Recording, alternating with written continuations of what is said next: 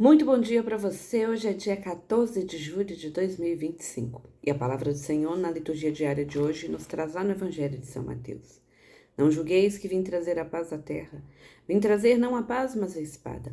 Eu vim trazer a divisão entre o filho e o pai, entre a filha e a mãe, entre a nora e a sogra, e os inimigos do homem serão as pessoas de sua própria casa. Quem ama seu pai ou sua mãe mais do que a mim, não é digno de mim.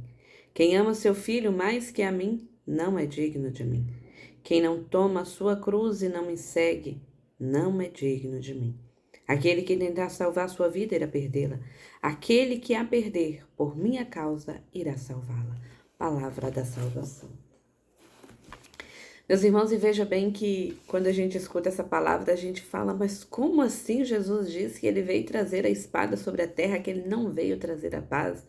E que então as pessoas, o pai ficará contra o filho, a filha contra a mãe, a nora contra a sogra. E aí a gente lembra da música do Flávio Júnior que diz: o príncipe da paz roubou minha paz e não me dá paz se eu não descanso nele. E aí você fala, mas ele não é o príncipe da paz? Como ele vem dizer que veio trazer a espada sobre a terra? Mas veja bem, meus irmãos, que aqui Jesus não veio dizer que ele veio trazer a guerra, mas que existirá um divisor de água entre o momento em que nós nos encontramos com o Senhor e nós nos deixamos conduzir por Ele. Porque existem muitas vozes todos os dias que dirão: não precisa ser tão radical, não precisa ser desse jeito, não precisa ser dessa forma. Mas para que precisa ficar o tempo todo enfiado na igreja? E aí a gente pode, na nossa liberdade, fazer a escolha. Ou eu escuto o que as pessoas estão dizendo, que não precisa de tudo isso, ou eu sigo o meu coração e permaneço firmemente com o Senhor. E isso às vezes nos levará a momentos em que nós nos sentiremos só. E realmente nós seremos, entre aspas, deixados só. Às vezes tem algumas situações que está todo mundo ali e você fala: não posso. Eu marquei um compromisso. E não foi nem com os irmãos da igreja, foi com o próprio Senhor. Não, porque nesse dia eu estou a serviço do Senhor. E aí, meus irmãos, veja bem que aí quando Jesus diz que um ficará contra o outro e que os inimigos do homem serão as pessoas de sua própria casa. E esse inimigo aqui não é o inimigo de que vai te apunhalar, mas que muitas vezes te levará ou te dirá coisas que acabarão nos tirando desse estado de graça e dessa permanência no Senhor. E é preciso muita vigilância para que, ao invés de sucumbirmos, a gente dê um testemunho tão vivo a ponto de que um dia eles também estejam a serviço do Senhor. E vai doer. Se nunca te disseram isso, eu vou te afirmar agora, vai doer. Porque às vezes, até o nosso eu, o nosso humano vai dizer: não, gente, mas acho que ele tá certo, talvez tá. Mas o nosso testemunho, meu irmão, ele não pode ser um testemunho de palavras. Ele tem que ser um testemunho de vida. Isso é testemunho. De palavra é uma palestra, uma condução, uma coisa. Mas testemunho é aquilo que se vive. As palavras, elas podem mexer no emocional, elas podem tocar, mas o testemunho, ele edifica. O testemunho, ele transforma. A ponto de que, às vezes, nem que seja por curiosidade, as pessoas: deixa eu saber por que tem essa loucura tão grande na cabeça dela que faz ela ficar lá direto. E, às vezes, mesmo que as pessoas não digam, quando a gente não sucumbe, pensa aí com você. Na hora que acontece alguma coisa, a pessoa que sempre fica falando assim: mas precisa disso tudo, pra que isso tudo? Ela vai falar assim: ó, ora por mim, reza por mim, entende? A intimidade com Deus é algo visto e não algo dito, meu irmão.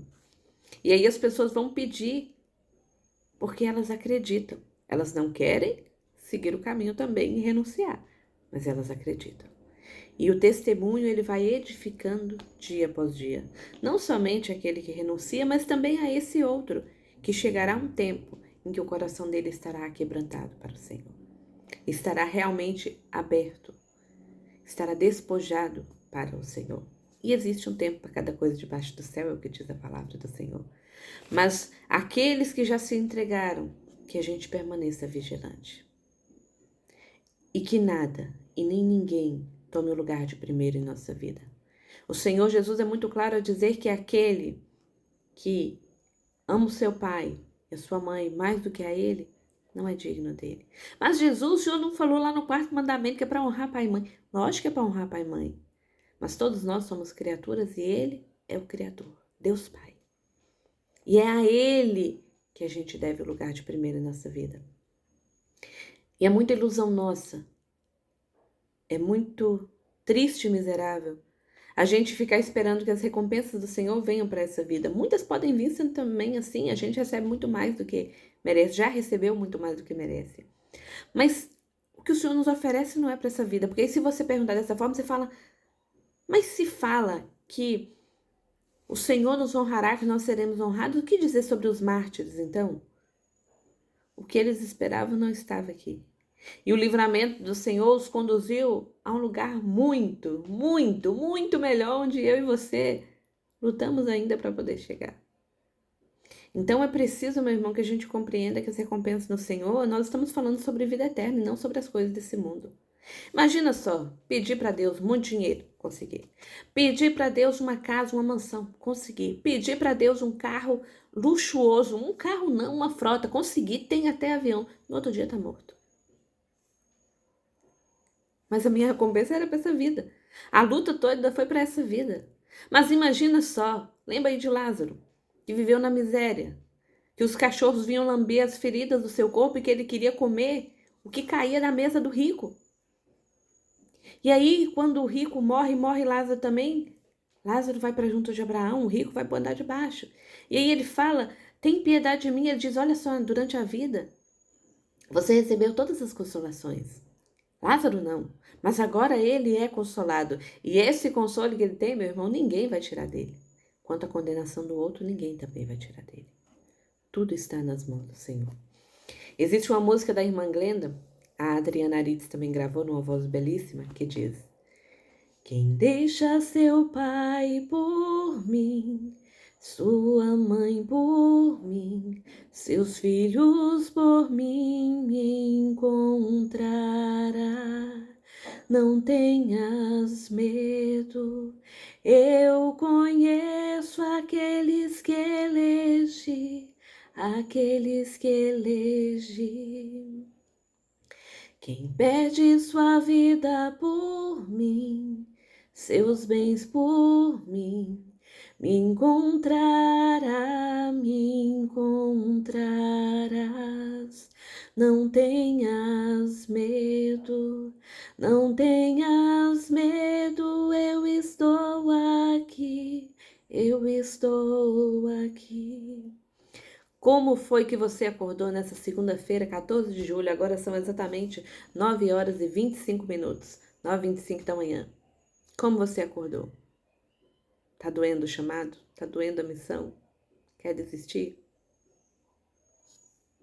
O Senhor tá olhando para mim e para você hoje para dizer: tenha medo não, eu estou aqui. Mas, Senhor, tem uma alma muito mais bonita que a minha, Senhor. Tem uma alma que sabe falar, tem alguém que faz melhor do que eu. Então, aprende com Santa Teresinha.